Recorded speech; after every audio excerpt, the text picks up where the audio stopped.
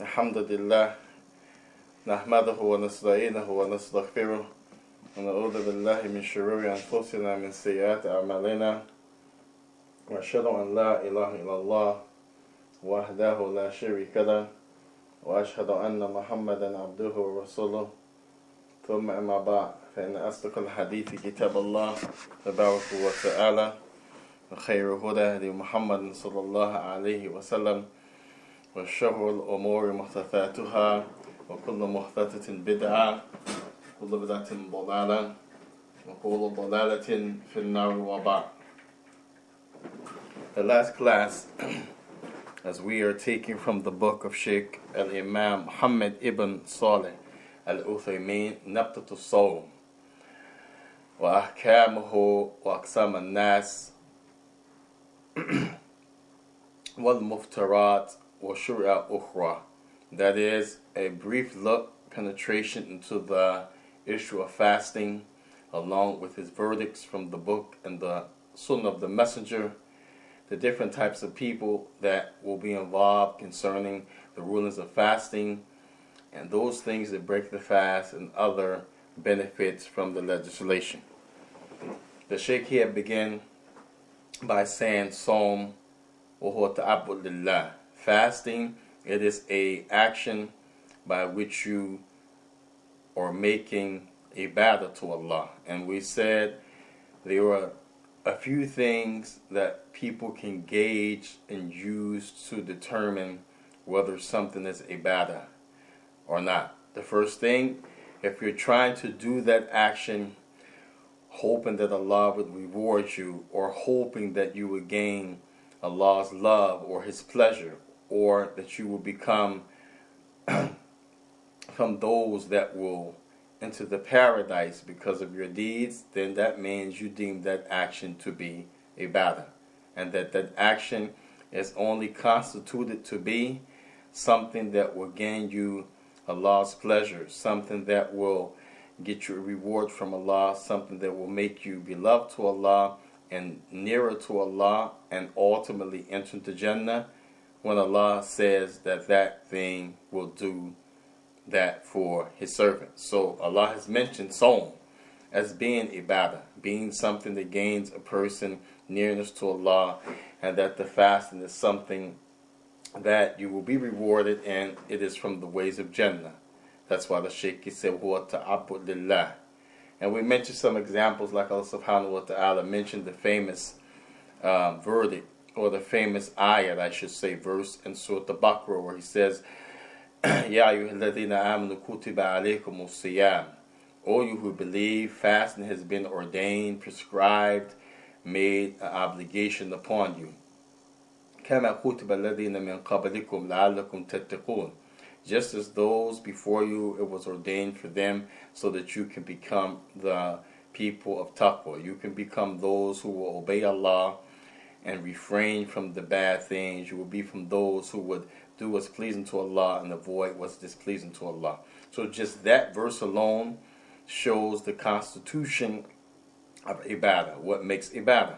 That Allah commands you with something.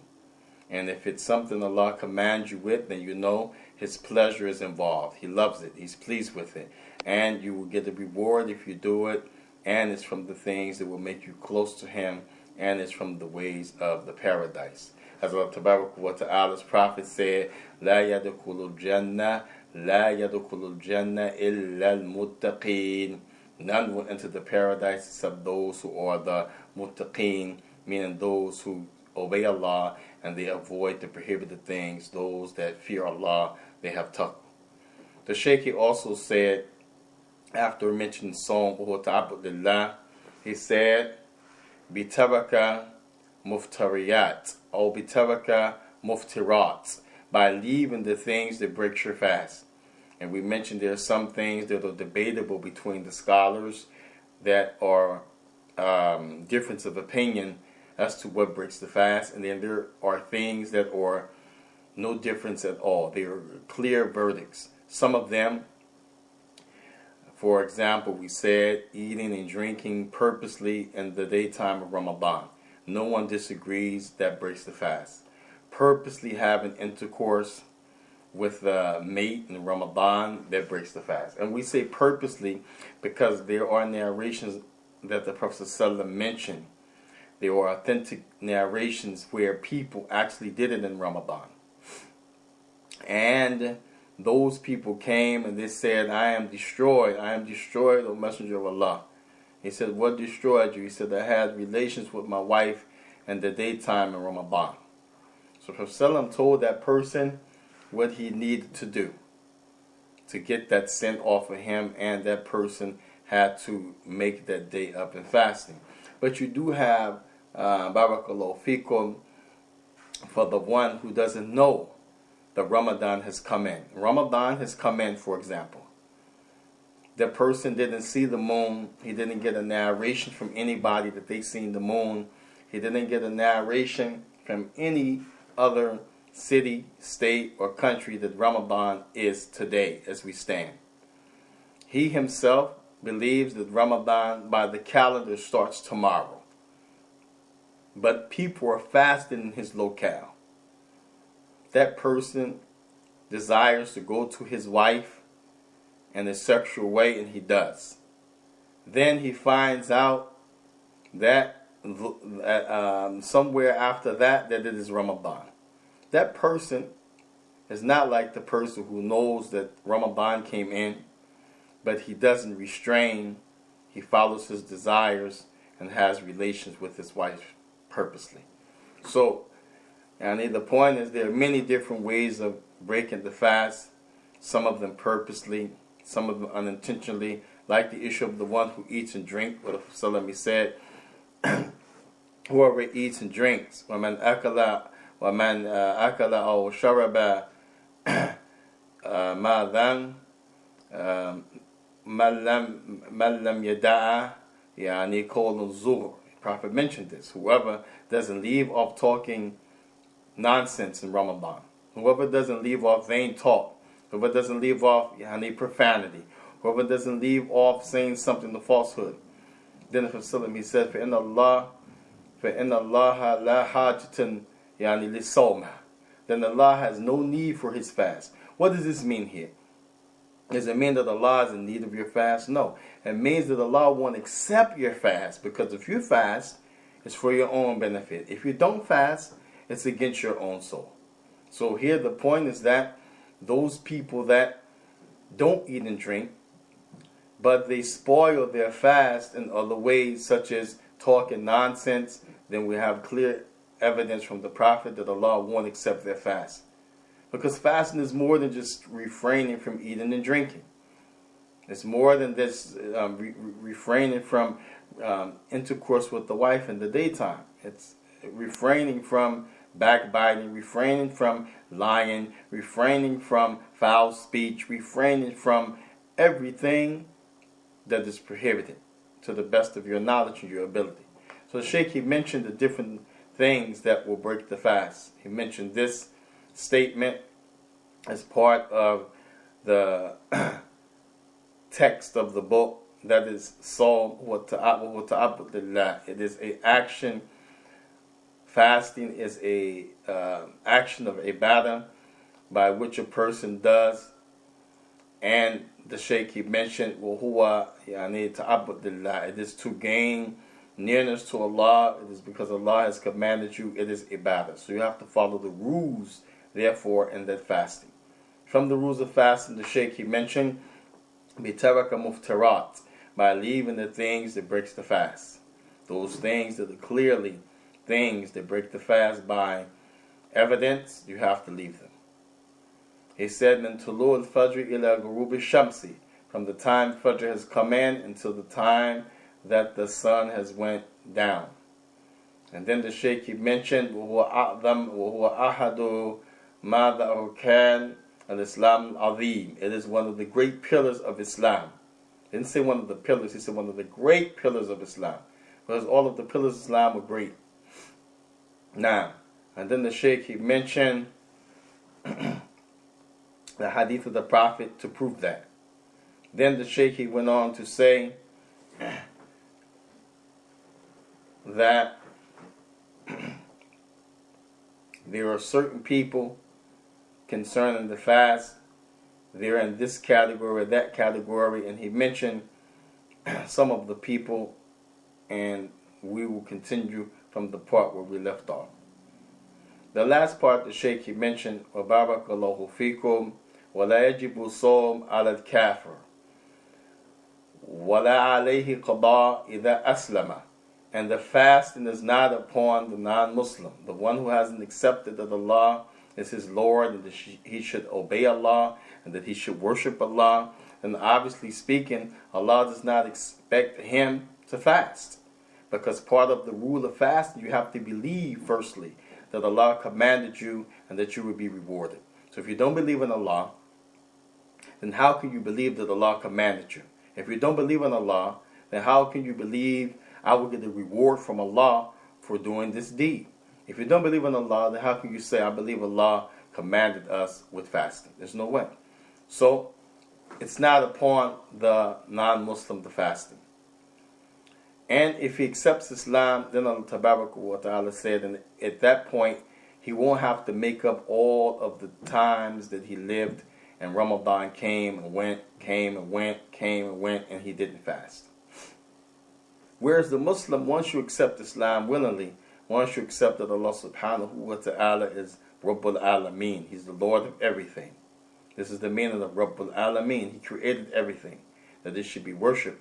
Then you willingly, by accepting that fact and keeping that agreement to Allah, then whatever Allah tells you, you yourself vow to do.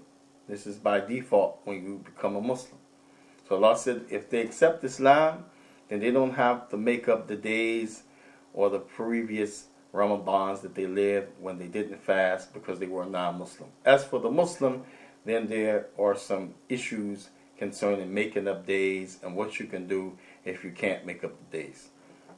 And Shaykh also mentioned the last dars we covered. He said, وَمَاذَا وَصَوْمٌ لَيْسَ عَلَى مَجْنُونٍ. نعم لا قال الشيخ والصوم لَيْسَ عَلى صَبِي. نعم لَيْسَ عَلى صَبِي. Sabi means a small child, a child that has not reached the age of discernment. We said pubit in English. And Shaykh mentioned that. He said, وَلَكِنْ يُؤْمَرْ لِعَادَاتِ. يُؤْمَرْ لِعَادَاتِ. That the child should still be commanded because it teaches and rears the child upon fasting. We mentioned that. And we said the Sahaba would give the children things to play with because they were little. They would become hungry. They didn't eat half of a day. They're going to be hungry. So they would let them fast a half of a day. And to give them a distraction or something to take their mind off the hunger that half of a day, they would give them things to play with. But this was to train them so that when they become the age of fasting, then it becomes something already known to them. And that it will be something embedded in them from doing it. And ultimately they will love to do it.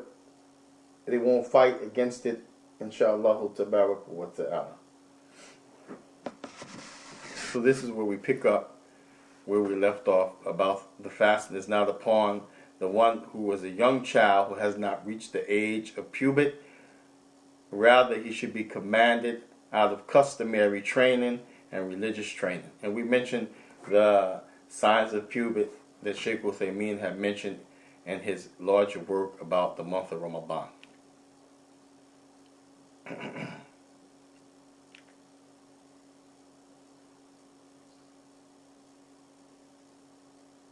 The Shaykh said, وَالْمَجْنُونَ لَا يَجِبُ عَلَيْهِ الصَّوْمُ وَلَا قَضَاء إِذْ كَانَ كَبِيرًا. Now, وَالْمَجْنُونَ لَا يَجِبُ عَلَيْهِ الصَّوْمُ. He said, and the one who's majnoon, لَا يَجِبُ عَلَيْهِ الصَّوْمُ. It is not upon that one to fast. The word majnoon, from the word Junain, Junoon, Majnoon, Janine, means a person is out of their mind. And it's also connected to the word jinn. For people who have some familiarity with the Arabic language, words are just not put together in Arabic, but they have a root that they are derived from. And it's like a root that shows and grows many different branches or different flowers that bloom from that one root. In the Arabic language, you can have one word that may eventually mean so many different meanings of words and different shades of that word. And in each word, you can go back and look and see, wow, I can see the root word in this word, because there are base letters that make up this word. So the word Majnoon, the origin of the word, the derivatives that come from the other words, Janine. Janine. And we know, like, people have these names. So Muslims should be careful. Muslims should be careful of naming their children, because sometimes the Muslims pick names like the women say, "Oh, that sounds cute." Astaghfirullah. I'm gonna name her Janine. A'udhu billah. This means the one who's crazy. Janine, insane. Naam. Rajulun yani majanan. Yeah, the person Majanan means he's lost his mind. Sahib Majanan. And then you have Majnoon, the one who he's in the state of insanity. He lost his mind. The Prophet he mentioned this in the hadith of Aisha. In the hadith of Aisha, which is collected in the Sahih of Imam An-Nasa'i, which is from the 6 books. You have 6 major books of hadith that the scholars have agreed upon. They are the books that you look to for the Sunnah of the Prophet. The first one is Bukhari, Sahih al-Imam Bukhari. The Sahih of Imam Bukhari was from the place called Bakar. From the place we know that's in the region of Uzbekistan and Tajikistan and the region of Turkey. Imam Bukhari, Abu Ismail ibn Faddah, Naam, Hakada. Imam Bukhari, Muhammad ibn Ismail, Naam, the first book. Some of them say his contemporary, Muslim ibn Hajjaj an-Naysaburi. His is first. And the reason they go back and forth, because some of them say Muslim is the first choice because of its easy arrangement for the people and the way that Muslim arranged the different chapters to help easy studying and reading. Whereas Bukhari is a lot more complex on like scholastic level. If you go and compare the two, you look, let's see what's the first thing in Bukhari. Let's see what he does, how he makes his chapter. If the hadith is in more than one chapter, he may take one hadith and have it in 4 or 5 chapters. But Muslim didn't do that. He put it in one chapter and made it simple. Imam Bukhari has a more severe and tighter condition to accept hadith that would be called a sahih, meaning the highest grade, the highest level of reliability, where you know without a doubt the Prophet said that. You know without a doubt the Prophet did this. You know without a doubt it was done in the time of the Prophet and he allowed it. This is what's called sahih. You have a hadith, that hadith is hadith muttasal ila nihaya. To the end of the hadith, there's no breaks in who said and their reliability and who knew one another back to the Prophet. It's verified, and this is called sahih. So some have said Muslim is the first choice amongst the scholars when you talk about arrangement, which one is first and second, because his is easier to understand. Others say no, Bukhari, because it was his teacher and he made stricter rules for acceptance of hadith of the Sahih than Imam Muslim. So this is the difference that they have. But at any rate, most of them, of the scholars, say Bukhari is chosen as the first of the 6 books. Then Muslim is the second. Then the third is Imam Abi Dawood al-Giswini. No, Abi Dawood al-Tajistani. Naam. Al-Tajistani. Abi Dawood was a great scholar, and they were contemporaries. Bukhari, Muslim, Abi Dawood, all knew one another. All work with one another. Then you have Imam at-Tirmidhi. Imam at-Tirmidhi. Kunyatuhu Abu Isa. His nickname is Abu Isa. His name was Imam at-Tirmidhi. Then you have, after that, Imam al-Nasa'i, which brought me to this point of talking about the 6 books, because the hadith about the one who's insane is collected in the Sahih of Imam al-Nasa'i. And then the 6th and final book, Sunan ibn Sahih, or Sunan ibn Majah. Sunan ibn Majah al-Ghizwini. Al-Ghizwini. So you have Bukhari, Sahih Bukhari, number 1. Sahih Muslim, number 2. Sunan Abi Dawood, number 3. Sahih at-Tirmidhi, Jam' Sahih at-Tirmidhi, number 4. Number 5, Sunan Imam al-Nasa'i. And number 5 is Sunan Imam al-Nasa'i. And number 6, Sunan Ibn Majah al-Ghizwini. Now, these are the 6 major books. If you include Musnad of Imam Ahmed, then Imam Ahmed becomes first in line and Bukhari becomes number 2. If you take Musnad of Imam Ahmed away and only deal with the other 6, then Bukhari is number 1. These are the 6 books. From amongst them, Imam al-Nasa'i, as he has tafsir, he has books of Aqidah. Tafsir, explaining the Quran. Tafsir, explaining the Quran. Aqidah, the belief in Iman and the way the Muslims used to conduct their lives. Imam al-Nasa'i has many works. One of them also was hadith.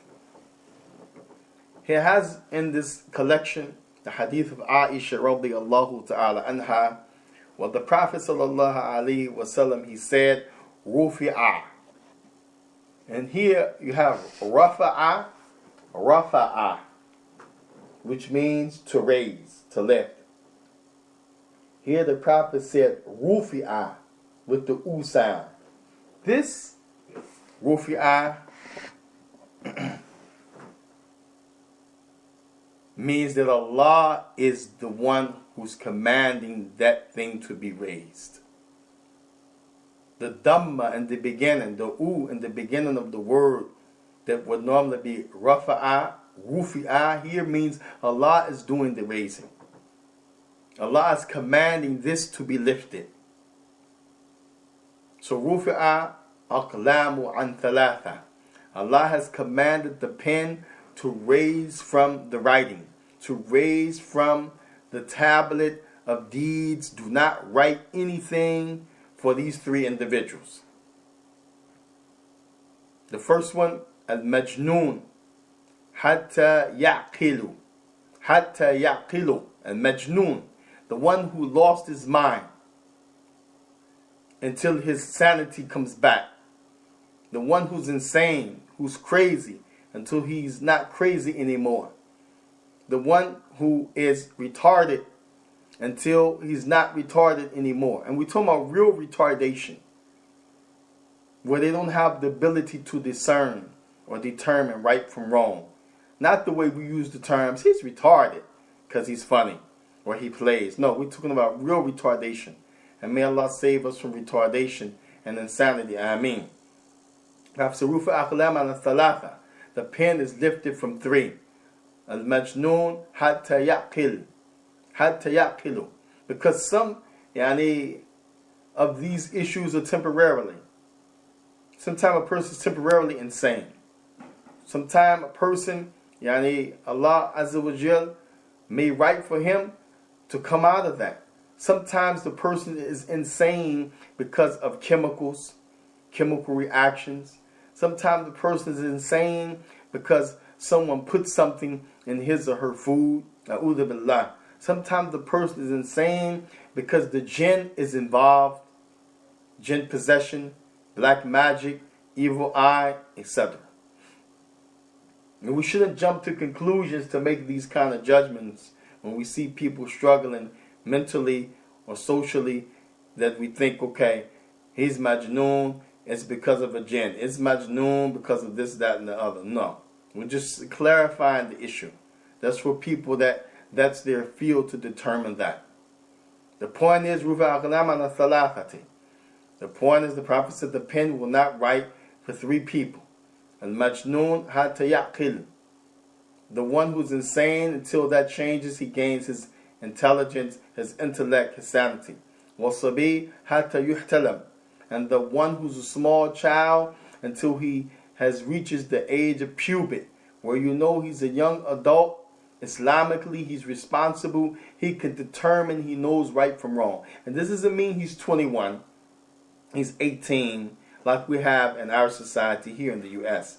Islamically, this means that person either has reached the age of 15, or she has her menses as a female, or that person has a wet dream or can discharge sperm, or that person has significant pubic hair under the arm and on the private. Then this is when that person, by default, Allah has created, along with those 5 things, the pubic hair, the ejaculation, discharge of sperm, the menses blood, and 15, the ability to determine between right and wrong.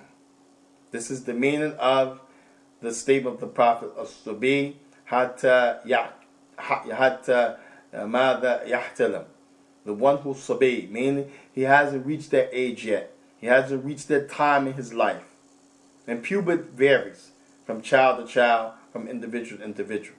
Until they reach that age and level of discerning between right and wrong, sound judgment, the pen does not write for them. They can't go buck wild though. You're still responsible for them as a parent. You govern them, you teach them, you set your rules and regulations. Don't say, well, the pen is lifted, go ahead, smoke weed, Allah's not going to punish you. You can't do that. Allah's not going to punish you so you can have a girlfriend. That's cute. We did it when we was coming up. No, you can't do that. كُلُّكُمْ رَاعٍ وَكُلُّكُمْ مَسْئُولٌ عَنْ رَعِيَّتِهِ. All of you have responsibility with what Allah gives you. And if you have children, then you are in charge of them. And you're going to be questioned about that charge.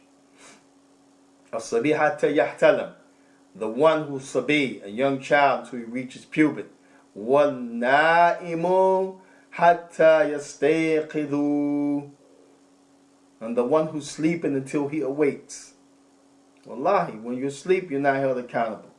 But that don't mean that a person could say, well, I was asleep. Smack somebody in the head and then run and lay down and say, well, I was sleeping. No. I'm talking about real sleep. If you say something to somebody, wallahi, they say, you said X, Y, and Z. You said this, that, and the other. You know what you said in your sleep? It was horrible.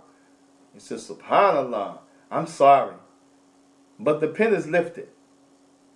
So Allah is not going to hold you accountable. But you can still apologize to that person if you said something to them horrible or bad in your sleep. Now, so this hadith is a proof of 2 things, which the Shaykh has mentioned. The issue of the majnoon, as well as the issue of the sabi. The young child, fast is not upon him. But you should make him, the Shaykh said, because this is rearing the child upon good Islamic upbringing. It's training the child. It's making the child get used to something that she's going to have to embark upon one day as a Muslim. Also, the Shaykh he mentioned along with the issue of the majnoon. As again, a person can be temporarily insane. So the Shaykh he mentioned other than just majnoon. He said, and likewise, the one who can't distinguish between what's right or wrong, because that one has retardation. So you have the one who's insane, then you have retardation,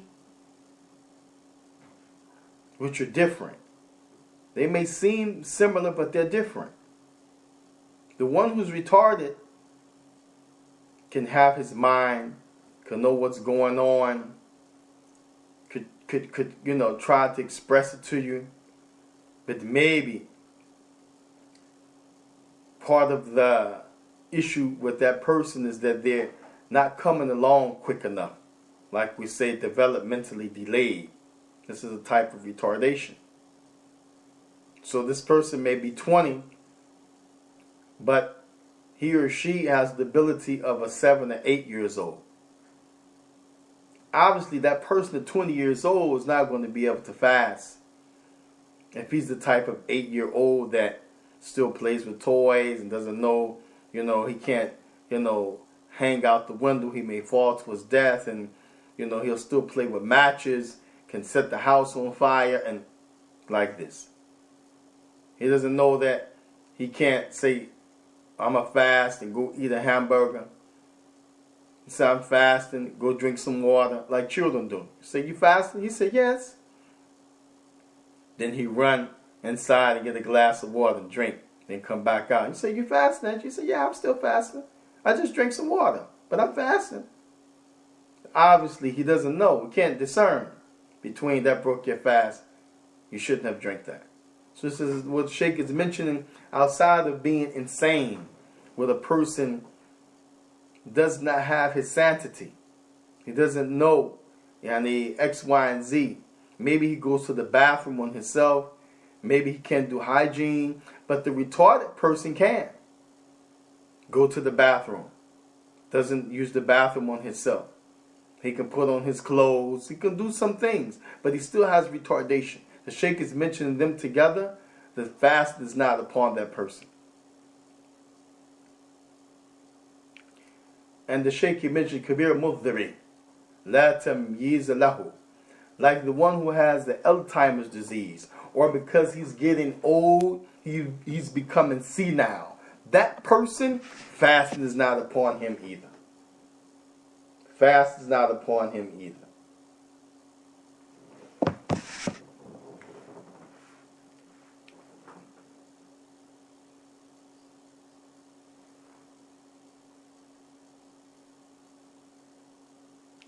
The Sheikh he mentioned al-ajiz an al-siyam bisabab da'in na'am aw maratan la turja'u min na'am.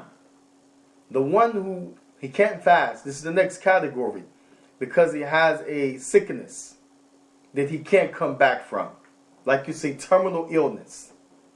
So the one he has cancer, for example, he can't fast because he has to take this medicine every day. Or that his body won't allow him to go without eating and drinking like normal people. Doesn't have that strength. Or the person sometime, Wallahu musta'an, he has sugar diabetes, where he has to take the insulin. And wallahi, many of the scholars have mentioned this issue, that that person should go to a competent doctor that he trusts. And they don't always say Muslim doctor. Of course, in the Muslim countries, they say Muslim doctor because this is what they have in the Muslim country. But when you read in the fatwa, the question and answer, they say a competent Muslim doctor or a competent doctor, meaning whether he's Muslim or not, make sure that you trust him and that he knows his work, his profession. He's not negligent and that he's good. And if you trust him, you go to him. Be Muslim or not Muslim. Make sure he's competent. And if that doctor tells you you shouldn't fast because your sugar is too bad, you may go into shock. then you're in this category of the people who have a terminal sickness that's permanent. Sheikh is mentioned in this case, those people, they themselves, what do they do? What do those people do? Then those people, yani, they are to feed a person for each day that they miss of the fast. That the am miskin, they feed a person for each day that they don't fast. And we had this talk before. Can you gather 30 people in the masjid, bring a platter of food or 2 trays and say, here, I'm feeding 30 people all at once because I have the whole Ramadan to make up, because I know I'm not going to be able to fast. My condition, I never fast. I'm in this category. I'm sick, so I have to feed the people. Can you do that? Some scholars, they said no. Because from the conditions, you must feed a person that is considered miskin. You should feed a person who's in need to be fed, who can't find a meal, or who's poor, they can't feed himself. And you must feed that person the same amount of food and the same quality of food that you would feed yourself. So some scholars said, no, you can't just take a pan of food, here's 30 people and feed them. Because what if this person isn't in that category where he needs a meal? He can provide his own meal. Then you yourself have not fed a person that meets the qualifications. So if you're in a masjid where you know that most of the people are poor, then of course you may be able to get that off. But and you can be poor. You can make $30,000, $40,000 a year and be poor in this day and time. You can drive a decent car, look good, and be poor, barely making it. You can work a job and a part-time job and be poor. But some people are not poor. Some people well off to do. So if those people are eating from this food, that the one who is sick, not long term, he's sick permanently, he will never come back from the sickness, then that person has to make sure that each person he feeds for each day, each person that she feeds for each day, that they're from the people that are poor. And that the portion of food, be it cooked or raw, is what you would feed yourself, quality and the amount. And then Sheikh, he mentioned, Barakallahu fikum, the one that also has a issue of pregnancy or breastfeeding.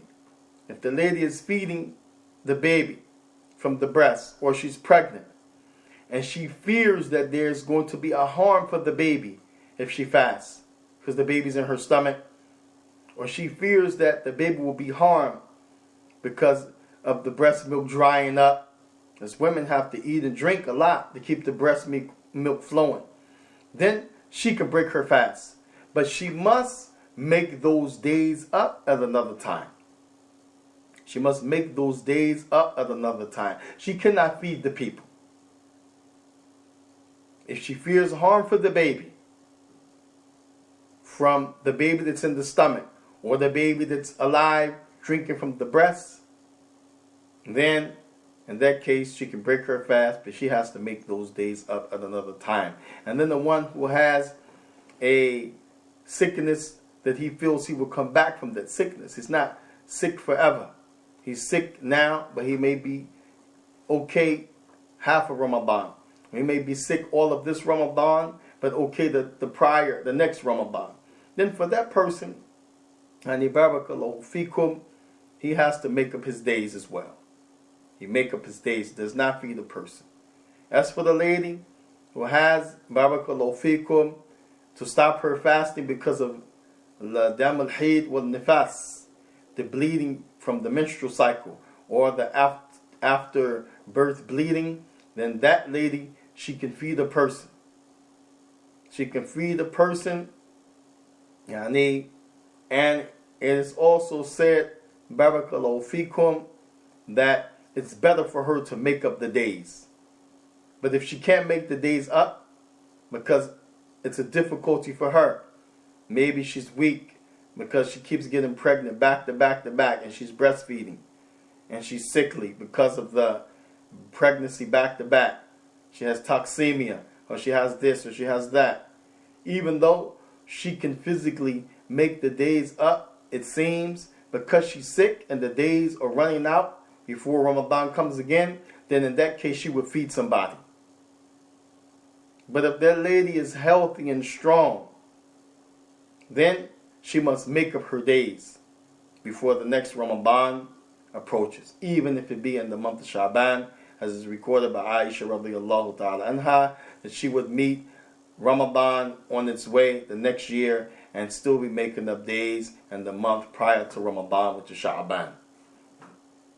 These are some of the verdicts as it relates to the one who's insane, the one who's retarded, the one who's developmentally delayed, the one who is not able to discern because of old age, Alzheimer's, the one who may be pregnant, breastfeeding, the one who has a long-term sickness that can't come back from it, the one who's sick temporarily and he can fast at another time or another day, and the lady who's bleeding, or the lady who has the bleeding from the monthly menses and the post-birth bleeding. These are some of the points the Shaykh brought. نسأل تبارك وتعالى أن يتقبل منا جميعا. We ask Allah subhanahu wa ta'ala to accept from us all. ونسأل الله سبحانه وتعالى أن يبارك فينا جميعا. We ask Allah to bless us all. ويعفو عنا كثير, that He forgives us for most of what we do, that He forgive us for our sins. وصلى الله وسلم وبارك على رسوله الكريم وعلى آله وصحبه وسلم تسليما كثيرا والحمد لله رب العالمين. Any questions?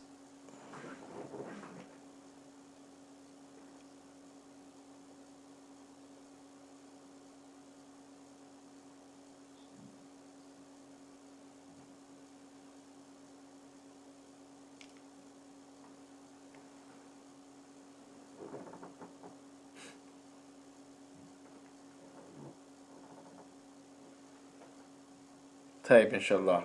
Barakallahu feekum. If there's no questions, wa sallallahu wa sallam wa barak ala rasulih al-kareem wa ala alihi wa ashabihi salama tasliman kathira. Subhanaka Allahumma wa bihamdika ashhadu an la ilaha illa hu astaghfiruhu wa natubu ilayhi. Assalamu alaykum wa rahmatullahi wa barakatuh.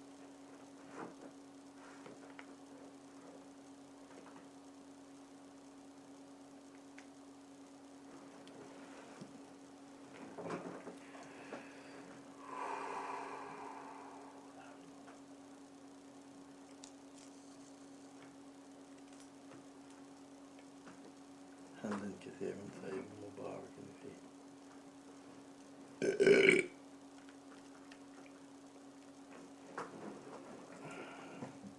Oh my God. Another rug up. Muhammad rug up. Muhammad rug up.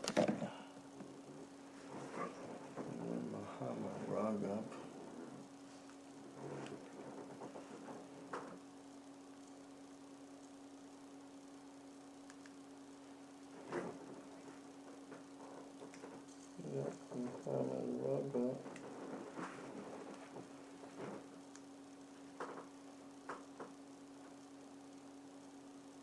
Piece off, right?